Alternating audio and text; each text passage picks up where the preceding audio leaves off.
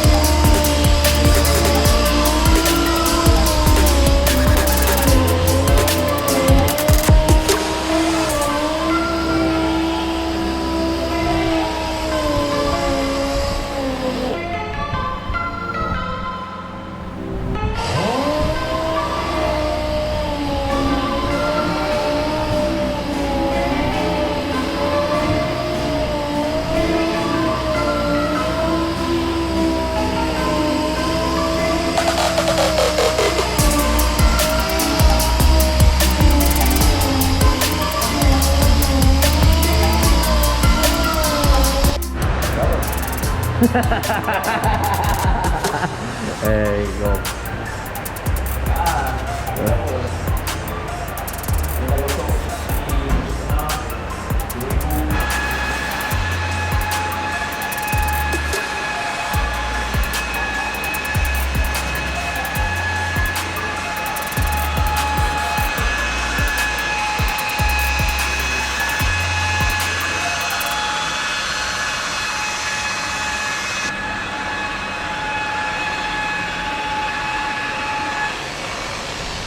Tak cakap pun, diam dia. Cakap, boleh tahu. Ha? Aku nak boleh cakap. Asal kau tak boleh cakap? Bising. Ha? Bising.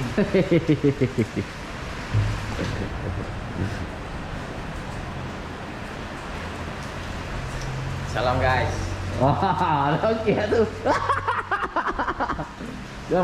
Jangan malu-malu, jangan segan-segan. Ya, mula apa bos tu?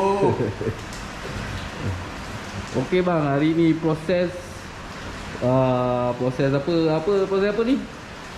Proses Sanding and polish. proses sanding and polish.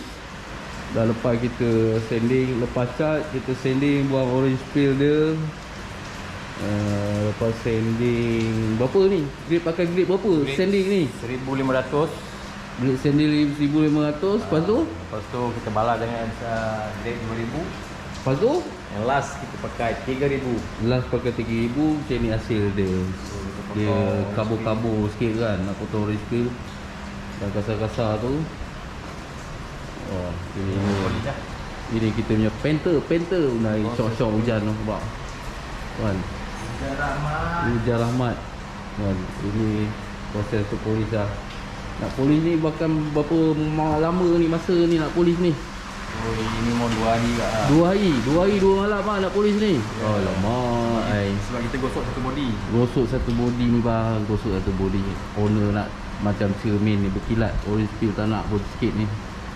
Wah.